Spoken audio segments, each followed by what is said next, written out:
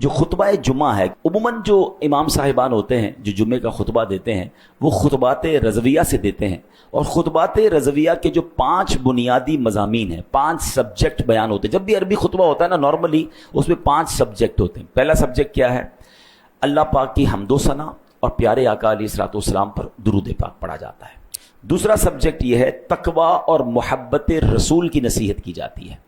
تیسرا مکافات عمل، یعنی جیسا کرو گے ویسی بھرو گے، اس کا بیان کیا جاتا ہے۔ چوتھے نمبر پر خلفائے راشدین، صحابہ، اہل بیت کا ذکر خیر ہوتا ہے، ان کے لیے رحمت کی دعائیں ہوتی ہیں۔ اور پانچواں ایک بڑی نصیحت بھری آیت کریمہ بھی ہمیں سنائی جاتی ہے۔ ابتدا کیسے ہوتی ہے جمعے کی خطبے کی؟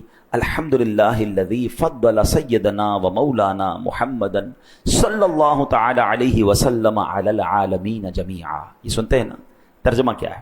سب خوبیاں اللہ کو جس نے ہمارے سردار اور ہمارے مالک و مولا سرکار دو عالم علیہ الصلوۃ والسلام کو تمام جہانوں پر فضیلت بخشی ہے۔ یعنی اللہ کی حمد ہو رہی ہے، نبی پاک پر گویا درود بھیجا جا رہا ہے۔ اچھا، اب خطبہ آگے چلتا ہے۔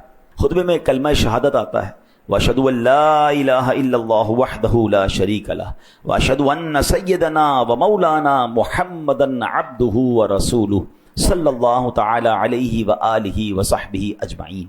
اب اس کا ترجمہ کیا ہے؟ میں گواہی دیتا ہوں کہ بے شک اللہ پاک کے سوا کوئی عبادت کے لائق نہیں، وہ اکیلا ہے، اس کا کوئی شریک نہیں، اور میں گواہی دیتا ہوں کہ بے شک ہمارے سردار اور ہمارے آقا محمد صلی اللہ تعالی علیہ وسلم اللہ کے بندے اور اس کے رسول ہیں۔ ان پر، ان کے جملہ آل و اصحاب پر اللہ پاک درود و برکت اور سلام نازل فرمائے۔ اس کے بعد تقویٰ کی نصیحت شروع ہوتی ہے۔ نصیحت کیسی ہوتی ہے؟ فَيَا أَيُّهَا الْمُؤْمِنُونَ، اے ایمان والو، رحمنا و رحمکم اللہ، ہم پر اور تم پر اللہ پاک رحم فرمائے۔ اوصیکم و نفسی بتقوی اللہ عز و جل فی السر والاعلان، میں تمہیں اور اپنے آپ کو تنہائی میں اور لوگوں کے سامنے ہر جگہ اللہ پاک سے ڈرنے کی وصیت کرتا ہوں۔ تقویٰ کہتے ہیں اس کو ہیں، اکیلے میں بھی اللہ سے ڈرنا، فی السر والاعلان، لوگوں میں بھی اللہ سے ڈرنا ہے اور اکیلے میں بھی اللہ سے ڈرنا ہے۔ اچھا، پھر آگے خطبے میں ہم کیا سنتے ہیں؟ اور مزین کرو اپنے دلوں کو اس نبی پاک علیہ الصلوۃ والسلام کی محبت سے، آپ پر اور آپ علیہ الصلوۃ والسلام کی آل پر افضل درود اور سلام۔ اب یہ مزین، روشن کرنے کی بات ہو رہی ہے کہ اپنے دل کو روشن کیجئے اللہ رسول کی محبت سے، اس حبیب علیہ الصلوۃ والسلام کی محبت سے، کیونکہ آگے خطبے میں ایک جملہ سنتے ہیں جو بڑا امپورٹنٹ ہے، فَإِنَّ الْحُبَّ هُوَ الْإِيمَانُ كُلُّهُ أَلَا لَا إِيمَانَ لِمَن لَا مُحَبَّةَ لَهُ۔ یاد آ رہا ہے؟ یہ جملے سنتے ہیں ہم خطبے میں، مگر معنی آج پتہ چل جائے گا تو انشاءاللہ اور اچھے انداز سے سنیں گے۔ اب اس کے معنی کیا ہے؟ بے شک محبت ہی پورا ایمان ہے، خبردار جسے آپ سے محبت نہیں اس کے لیے ایمان نہیں ہے، جس کے دل میں نبی پاک سے محبت نہیں اس کا ایمان کمپلیٹ نہیں ہے۔ بہرحال اب آگے بہت پیاری دعا آتی ہے، رزقنا اللہ تعالی و ایاکم حب حبیبہ ھذا النبی الکریم علیہ وآلہ اکرم الصلاۃ والتسلیم۔ اللہ پاک ہمیں اور تمہیں اپنے حبیب نبی کریم علیہ الصلوۃ والسلام کی محبت نصیب فرمائے، ان پر اور ان کی آل پر بزرگ ترین درود و سلام ہو۔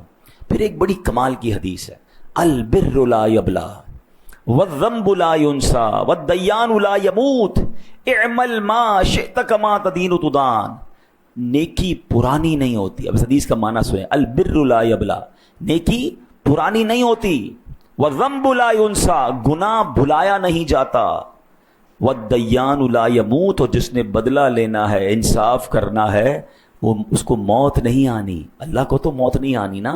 فرمایا اعمل ما شئت کما تدین تدان، کر لے جو کرنا ہے، جیسی کرے گا ویسی بھرے گا۔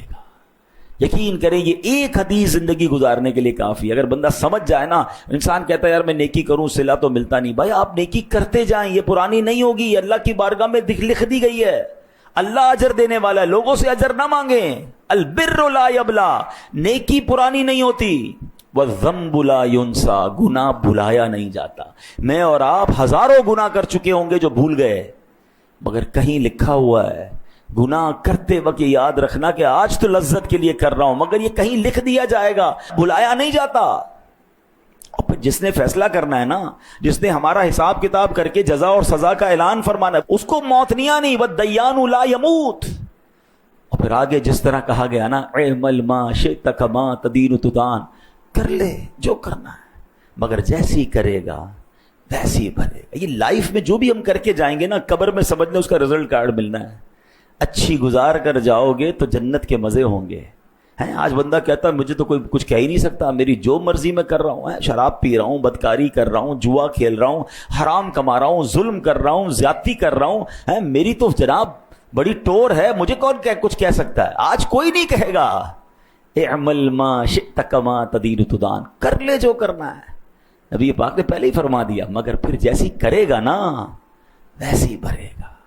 جانا سب نے جنت میں ہے مگر کام جنت والے کرنے کے لیے تیار کوئی نہیں ہے۔